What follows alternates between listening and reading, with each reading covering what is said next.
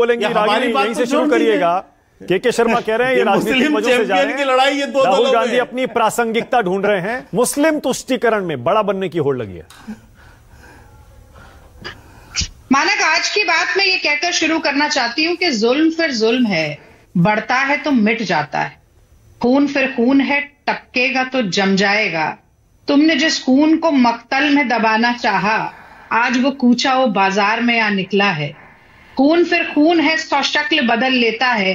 ऐसी शक्लें कि मिटाओ तो मिटाए न बने, ऐसे शोले की बुझाओ तो बुझाए न बने, ऐसे नारे की दबाओ तो दबाए न बने। तो देखिए, उत्तर प्रदेश में जुल्म की, अन्याय की और अत्याचार की इंतहा हो गई है मान, और उस इंतहा की गवाही झांसी में झुलसे हुए नवजात शिशु दे रहे हैं। उस इंतहा की गवाही बुलडोजर जस्टिस पे पड़ा हुआ सुप्रीम कोर्ट का तमाचा दे रहा है।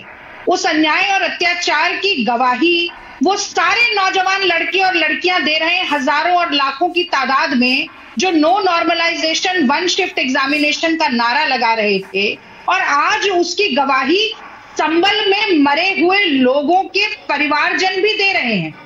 लेकिन मौत पर भी सांप्रदायिक सियासत करने का काम जो भारतीय जनता पार्टी के प्रवक्ता ने आपके चैनल पर किया, वो बहुत ही दुखद है।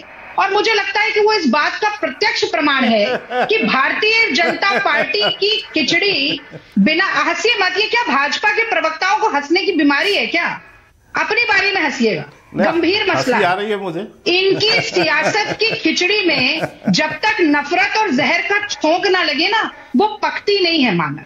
तो मैं 2-3 सवाल पूछना चाहती हूं। पहला ये कि ऐसा कौन सा डर है, कौन से राज छुपाए हैं, दफन किए हैं, कौन सी काली करतूतें हैं, कितनी दाल काली है आपकी संभल में, जो इस देश के नेता प्रतिपक्ष को जाने से आप रोक रहे हैं?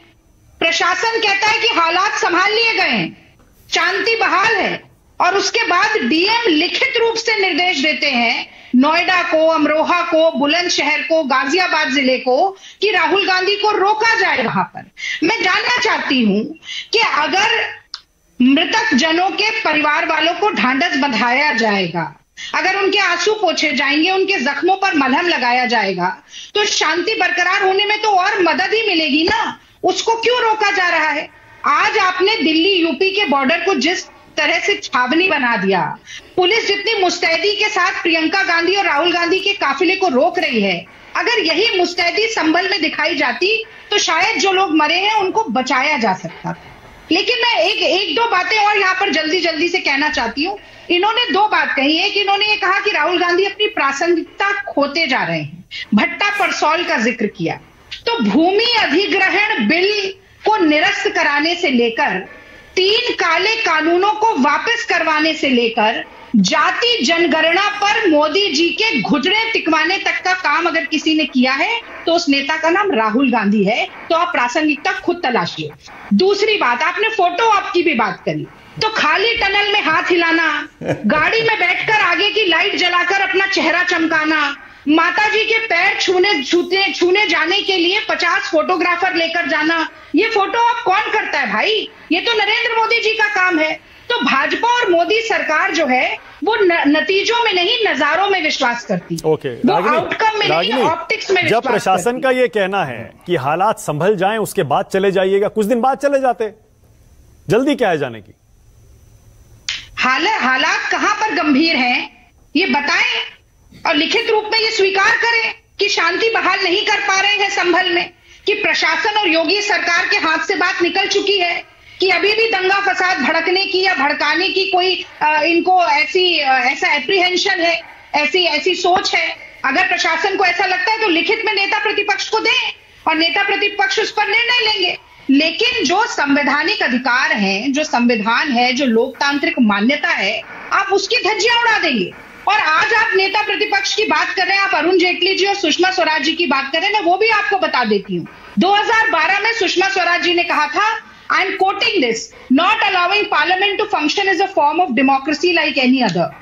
अरुण जेटली जी ने कहा था, मैं फिर कोट करती हूँ, parliamentary obstruction is not undemocratic, it is a legitimate strategy. और आज जब प्रश्न पूछा जाता है अदानी स्कैम पर, जीडीपी पर, महंगाई पर, गिरते हुए रुपये पर, मणिपुर पर, संभल पर, तो आप एडजर्न कर देते हैं। ओके, के शर्मा एक काम करते हैं, बोलने दीजिए, एक लाइन और बोलने दीजिए। लोकतंत्र का मंदिर जो है, छोटा सा जवाब जनता की नजर है, मुझे देने दीजिए, क्या काम करते हैं। असल इनको उत्तर नहीं मिल रहा है तो कहीं से कहीं 1 सेकंड, रागिनी 20 सेकंड और ले रही है, उसके बाद आ रहा हूं। 20 सेकंड और बोलिए। 5 दिनों में ये हालत है लोकतंत्र के मंदिर की कि लोकसभा सिर्फ 61 मिनट चली है पिछले 5 दिनों में, और राज्यसभा 89 दिन, क्योंकि ये मसलों पर, जमीनी मुद्दों पर, जनता के मुद्दों पर बहस ही नहीं करना चाहते। ओके, के शर्मा, के शर्मा